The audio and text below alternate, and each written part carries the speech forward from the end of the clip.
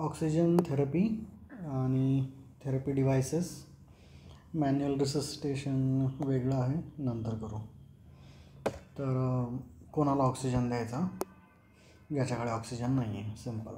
तर पल्स ऑक्सवर कळेल SpO2 <90 किंवा ABGवर PaO2 60. कोणामध्ये कमी होईल रेस्पायरेटरी किंवा कार्डियक अरेस्ट किंवा respiratory arrest, cardiac arrest, BP <100 systolic. तर this is good indication. Cardiac output कमी आहे किंवा ॲसिडॉसिस जिथे आहे तिथे पण RR24. ॲसिडॉसिसमुळे रेस्पायरेटरी डिप्रेशन होईल, इथे हवं आहे. जर CO2 वॉशआउट होईल, आधी वाढेल नंतर कमी होईल, तर CO2 वॉशआउट होईल, तर आय थिंक इथे हवं आहे. Causes of hypoxaemia. तर स्टार्टिंग फ्रॉम पार्शल प्रेशर म्हणजे ॲम्बियंट, नंतर हायपोव्हेंटिलेशन पूर्ण नाकातनं लंगपर्यंत, मग लंगमध्ये मिसमॅच, मग त्याच्यानंतर लंगनंतर ब्लडमध्ये शंट, त्याच्यानंतर ब्लडमध्ये ट्रान्सफ्युजन सिस्टम आणि कार्डियकची पंपिंग सिस्टम, परफ्युजन ट्रान्सपोर्ट सिस्टीममध्ये HB पण आला, डिसोसिएशन कर्व आली, नंतर सगळ्यात शेवटी O2 रिक्वायरमेंट. तर मग ते चारही प्रकारचे हायपॉक्सिया मेन्शन करू शकतो. तर मग हायपरबॅरिक कुठे द्यायचा? हायपरबॅरिक ॲक्च्युली आपल्याला माहिती 0.003 पर डेसिलिटर ना. तर डिझॉल्व पोर्शन जास्त वाढवायला काही चान्स नाही आहे, पण तरी हायपरबॅरिक आपण देणार कार्बन मोनॉक्साईड पॉयझनिंग आणि बर्न्समध्ये डायरेक्टली डिझॉल्व करून ॲटलिस्ट टिश्यूपर्यंत जायला हवा म्हणून. पोस्ट ऑप काय आहेत? पोस्ट ऑप कुठे कुठे लागतो? कार्डिओ रेस्पायरेटरी डिसीज असेल, एल्डरली असेल, shivering, obesity, surgical, thoracic upper abdominal, मग फिजिओलॉजिकल हायपोवोलेमिया, हायपोटेन्शन, ॲनिमिया आणि ॲनाल्जेसिक टेक्निकसोबत आपण देतो युजली त्यांच्यामध्ये रेस्पायरेटरी डिप्रेशन होतं म्हणून. तर केजोमध्ये छान दिलं आहे की त्याचं टार्गेट आहे SpO2 92च्या वर नाही न्यायचा, खूप झालं 96च्या वर बिलकुल नाही न्यायचा. Not to be initiated above 92 आणि 92च्या खाली चालू नाही करायचा, वर चालू नाही करायचा आणि 96पर्यंतच ठेवायचा. तो मार्जिन आहे 90 to 96. एक्सेप्शन फक्त carbon monoxide poisoning, cluster headache, sickle आणि न्यूमो. MIमध्ये पण सिमिलरली 90च्या खाली नाही द्यायचा आहे, 60च्या खाली, PaO2 60च्या खाली असेल तर नाही द्यायचा, 90च्या वर नाही द्यायचा आहे, 60च्या वर नाही द्यायचा आहे. नंतर hypercapnic respiratory failure, saturation already drop होतं आहे, तर त्याच्यातही 92पर्यंतच मेंटेन ठेवायचं. तर टार्गेट पण महत्त्वाचं आहे, 96च्या वर तर न्यायचंच नाही, मेंटेन बिलो 96. अबोव 92 आला, अबोव 90 आला ठीक आहे. तर डिलेवरी डिव्हायसेस, परफॉर्मन्स फिक्स्ड आणि व्हेरिएबल आणि flow, low flow, high flow. Low flow 10 ते 15च्या खाली, हाय फ्लो त्याच्यावर. मग पेशंट डिपेंडन्सी म्हणजे समजा CPAP आणि इंडिपेंडंट म्हणजे व्हेंटिलेटर. ठीक आहे. लो डिपेंडन्सी फेस मास्क झाला, मीडियम CPAP झाला, हाय म्हणजे इन्व्हिजिव्ह किंवा नॉन इन्व्हिजिव्ह व्हेंटिलेशन झालं. तर जर तुमचा फ्रेश गॅस फ्लो पीक इन्स्पिरेटरी फ्लोला मॅच नसेल करत, तर तुमचं एअरचं एंट्रेनमेंट होईल, म्हणजे पेशंट बाहेरून एअर घेईल किंवा नाही घेऊ शकलात मग रिब्रिदिंग होईल. आणि पीक फ्लो हा खूप जास्त मोठा असतो, 60 to 70 लिटर पर मिनिट हा नॉर्मल आहे, आणि स्टील फर्दर जातो हायपर व्हेंटिलेशनमध्ये. तर हा फक्त त्या पीकला असणार आहे, पण मग त्याच्याकरता मग तुम्हाला काय मग रिझर्वायर करून ठेवा, एवढा फ्लो आपण नाही देऊ शकत. तर FGF कमी असेल पीक फ्लोपेक्षा तर तुमचं एंट्रेनमेंट होईल किंवा रिब्रिदिंग होईल. व्हेरिएबल परफॉर्मन्स म्हणजे FiO2वर कंट्रोल नाही आहे, फिक्स परफॉर्मन्स म्हणजे FiO2वर कंट्रोल आहे. तर पेशंट इक्विपमेंटचे पॅरामीटर्स काय आहेत तर फ्लो रेट, त्याचा रिझर्वायर व्हॉल्यूम, नंतर फिट प्रॉपर असेल नसेल आणि वेंट आहेत नाही आहेत. पेशंट फॅक्टर तुमचा टायडल व्हॉल्यूम RR, नंतर पीक फ्लो आणि स्वतःचा इन्स्पिरेटरी ॲनाटॉमिकल रिझर्वायर आणि डेड स्पेस. तर डेड स्पेस जी आहे 3 युनिटमध्ये 3.3 आहे, इन्फंटमध्ये 2.2 आहे. मग 6 वर्षापासून मग ती ॲडल्ट होते 2 ml, तर 150 आउट ऑफ 500 तुमची डेड स्पेस आहे. मग नंतर 1 ml पर इयर अर्ली ॲडल्टहूडपासून वाढायला चालू होते. नंतर FiO2 व्हेरीज इन व्हेरिएबल. तर रिझर्वायरचा व्हॉल्यूम किती आहे, नाक आणि नेझोफॅरिंग्सचा 50 ml आहे. मास्क पीडियाट्रिक असेल तर 100, ॲडल्ट असेल तर 200. बॅग पाऊण लिटर ते 1.25 लिटरपर्यंत आहे. तर तुमचा FiO2 व्हेरी करतो रिझर्वायर कॅपॅसिटीनुसार आणि टायडल व्हॉल्यूमनुसार, RR आणि पीक इन्स्पिरेटरी फ्लोनुसार.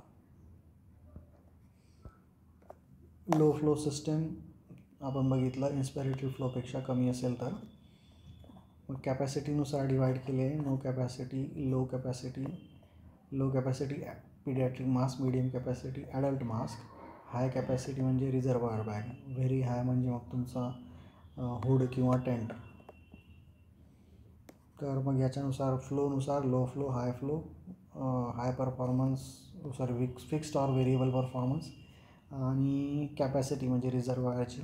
आणि मग सगळ्यात शेवटी हा जो परफॉर्मन्स किती आहे FiO2. नो कॅपॅसिटीमध्ये नेझल कॅन्युला आहे. तर मग नेझल कॅन्युला आणि नॅझल कॅथेटर आहे, त्यांचे नेझोफॅरिंग्स रिझर्वायर आहे. तर नेझल कॅन्युला पर ml 4% वाढवतो, तो मॅक्सिमम 5 लिटरपर्यंत 40 ml देतो. 4 ml पर्यंत ह्युमिडिफिकेशन रिक्वायर्ड नाही आहे. तर मग याचे ॲडव्हान्टेजेस कम्फर्टेबल आहे, क्लॉस्ट्रोफोबिकलाच पण चालतो, नंतर जेवता खाता येतं, बोलता येतं. प्रॉब्लेममध्ये काय की तो ड्रायनेस करेल, इरिटेशन करेल, हेडेक करेल, फ्रंटल हेडेक करेल, नोज ब्लीड करेल, अनप्रिडिक्टेबल आहे, मॅक्सिमम 0.4 पर्यंत नेता येईल, डिस्ट्रेसमध्ये देता नाही येणार, एंट्रेनमेंट होईल की त्या पोझिशनमध्ये ठेवणं मुश्किल आहे. जर अप्पर एअरवे ऑब्स्ट्रक्शन आहे तर मुश्किल आहे. पीडियाट्रिकमध्ये it behaves like CPAP, more than 2 ml जर दिलं इन्फंट न्यूनेटमध्ये तर कॅथेटरचं सिमिलर आहे परफॉर्मन्स. थोडं त्याच्यात फक्त ॲड करावं लागेल, आत टाकावं लागतं म्हणून. तर आतलं इरिटेशन मग टिल ग्लॉटिसपर्यंत इरिटेशन जे काही. मग स्मॉल कॅपॅसिटीमध्ये मग ऑक्सिजन मास्क, नेबुलायझरवाला मास्क आणि ट्रॅकिओस्टोमी मास्क हे मास्क आले. तर व्हॉल्यूम यांचा व्हेरी होतो, पीडियाट्रिकचा 100 आहे, ॲडल्टचा 200 आहे. व्हॉल्यूमनुसार FiO2 रिब्रिदिंग होत राहते. तर कॅनला आपण बघितलं 4 लिटरपर्यंत मॅक्सिमम 0.4 जातो. रूम एअर 20% आहे, हे 40% जातं. मास्क तुम्हाला 8 लिटरपर्यंत न्यावं लागेल, मॅक्सिमम 60% मिळेल. NRVM 10 ते 15 लिटरवर घेऊन जावं लागतं, त्याचा तुम्हाला 80 ते 90% जाईल, डिपेंडिंग ऑन नॉन रिब्रिदिंग आहे किंवा रिब्रिदिंग आहे. तर हाय कॅपॅसिटी सिस्टीममध्ये हा आपण बघितला FGF तर इतका वाढवता येणं शक्य नाही आहे, 60 ते 70. तर म्हणून रिझर्वायर त्याचं, कारण की तो फक्त इन्स्पिरेटरीला तेवढा लागतो, बाकी वेळेस तो वेस्ट जातो. म्हणून हा वेस्टवाला आपण रिझर्वायरमध्ये स्टोअर करून ठेवायचा आणि मग वापरायचा. तर याच्यात नॉन रिब्रिदिंग आहे आणि रिब्रिदिंग आहे. रिब्रिदिंगमध्ये तुम्ही 90% पर्यंत जाऊ शकता. नॉन रिब्रिदिंगमध्ये याला फ्लॅप्स असतात, तिथनं एक्झिलेशन होतं म्हणून. तर पार्शल ब्रिदिंगमध्ये तुमचं 40 to 70% FiO2 जाऊ शकतो. तर तेच ॲडव्हान्टेजेस, इझी आहे, फिट चांगला असतो. मग डिसॲडव्हान्टेजमध्ये FiO2 व्हेरी होतो फ्लोनुसार आणि बॅग नेहमी इन्फ्लेटेड पाहिजे, लॉंग टर्म वापरता नाही येत कारण की ह्युमिडिफिकेशन करणं प्रॉब्लेम आहे. तर हा स्टॉप गॅप सोल्युशन आहे, पण जास्त वेळ नाही वापरता येत. हाय फ्लो सिस्टीम 10 ते 15च्या वर असेल तर युजली फिक्स्ड असतात त्याच्यावर, पण तुम्हाला मग त्या प्रकारचं वेंचुरीवर तुम्ही कमी फ्लो ठेवू शकता. मग तुमचा जो हे आहे 2 लिटरवर, मग तुमचा तेवढा FiO2 पण कमी आहे. तर ते त्याच्या कलर कोडिंगनुसार तुमचं एंट्रेनमेंट होतं. तर कॉन्स्टंट प्रपोर्शन मिक्स होतो, रिब्रिदिंग होत नाही, वाया जातं भरपूर काही. तर वेंचुरी इफेक्ट होतो. वेलॉसिटी आणि प्रेशर इन्व्हर्सली प्रपोर्शनल आहेत. कन्झर्वेशन ऑफ एनर्जी होतं त्याच्यामुळे. कायनेटिक आणि स्टॅटिक एनर्जी तुमच्या इक्वल राहतात. तर प्रेशर कमी झालं तर वेलॉसिटी वाढते. प्रेशर इज स्टॅटिक आणि velocity is dynamic. Kinetic energy venturi principle. तर जर मग तुमचं वेलॉसिटी जास्त झालं की निगेटिव्ह प्रेशर जनरेट होतं आणि एंट्रेनमेंट होतं. कोॲक्सियल किंवा साईड आर्म सिस्टीम ठेवू शकतो. तर काय काय डिव्हाइसेस आहेत, venturi mask, jet injector, modern वेपरायझरमध्ये पण यूज होतं आणि व्हेंटिलेटर्समध्ये यूज होतं. मग बन्सेन बर्नर आहे आपला. तर वेंचुरी मास्क हे हाय फ्लो फिक्स परफॉर्मन्स आहे. तर एअर आणि ऑक्सिजनचं मिक्सचर होतं. Excess gas flushes out the CO2. तर 2 व्हेरिएबल आहे, फ्लो किती ठेवणार तुम्ही ऑक्सिजनचा आणि एंट्रेनमेंट किती होणार, त्याच्यावर तुमचा फायनल FiO2 डिपेंडंट आहे. मग मीडियम डिपेंडन्सी तुमचा CPAP बायपॅप मशीन झाला.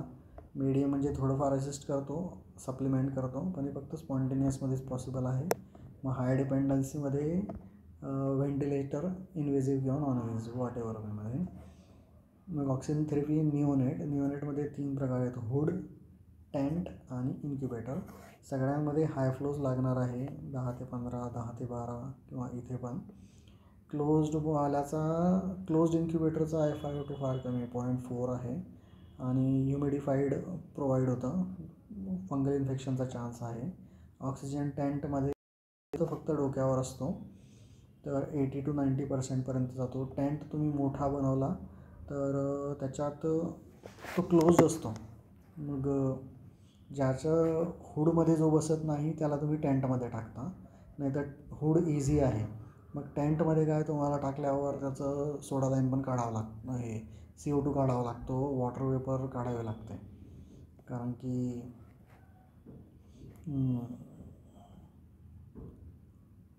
ब्रेदिंगसोबत वेपर पण बाहेर जाईल.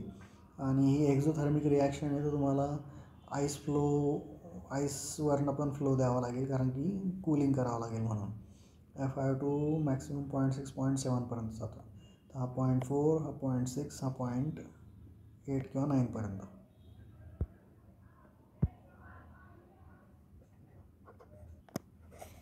तर हाय फ्लो नेझल ऑक्सिजनेशन काय आहे, तर आपले हे मधात आहे. इन्व्हेजिव्ह व्हेंटिलेशन आणि नॉन इन्व्हेजिव्ह आहे. मग नेझल हाय फ्लो ऑक्सिजनेशन, तर हा CPAP सारखं काम करतो. याच्यात 60 लिटर फ्लो आहे. मग आता एवढा जास्त देणार त्याला हीट आणि ह्युमिडिफाईड करणं आवश्यकच आहे. ब्लेंडर करून तुम्ही FiO2 पण डिसाईड करू शकता. वाईड बोर नेझल कॅनला असतो, तो टाकण्यात येतो. थर्मोप्लास्टिक इलास्टोमरचा आहे. तर हे जेटिंग नाही आहे, तर फ्लो येतो, पॉझिटिव्ह प्रेशरसारखं काम करतो. मग स्टरिलायझेशनचा इश्यू आहे. लो फ्लोवाले तर काही इतका इन्फेक्शनचा चान्स नाही आहे. हे सगळं डिस्पोजेबल आहे, हे 24 तासात फेकतो. ट्रान्सट्रॅकियल कॅथेटर नाही माहीत बाबा. रिझर्वायर सिस्टीम जर त्याच पेशंटला वापरलं तर काही रिप्लेसमेंटची गरज नाही, बट स्टील डिस्पोजेबल आहे. नेब्युलायझर हाय फ्लो 24 तास. इन्क्लोजर सिस्टीम्स चेंज करायच्या गरज नाही, त्या सेम पेशंटला जर वापरलं असतील तर. परंतु आतमध्ये काही ना काहीतरी असायला हवं. पीडियाट्रिक पेशंट चेंज होतात, काही मेन्शन नाही केलेलं आहे. तर reservoir nasal 50, paediatric mask 100, adult mask 200, non breathing mask 1 litre ते 1 लिटर. नंतर याच्या 4% वाढत जातो, मॅक्सिमम 5 लिटरपर्यंत गेलं तर 40% होतो. 4 लिटरपर्यंत आपल्याला ह्युमिडिफिकेशन लागत नाही आहे. नंतर मास्क 5 ते 8 लिटर 60पर्यंत जातं मॅक्सिमम. NRBM 10 ते 15 लिटर 80 ते 90पर्यंत जातो आहे.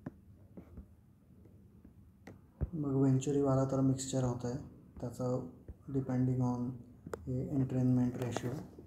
नंतर हुड सगळ्यात चांगला आहे, 80 to 90% हाय फ्लो आहे. नंतर त्याच्यानंतर मग ऑक्सिजन टेंट आहे, पण तुम्हाला ह्युमिडिफिकेशन पण करावं लागेल, CO2 पण काढावं लागेल, वॉटर वेपर पण काढावे लागेल. क्लोज्ड इन्क्युबेटरमध्ये ह्युमिडिफाईड असतं. FiO2 कमी आहे 0.4. क्युटॅनियस फंगलचा चान्स आहे. हे वॉर्मथसाठी मेनली. NRBMमध्ये ह्युमिडिफिकेशन नाही होत, लॉंग टर्म नाही वापरू शकत आपण.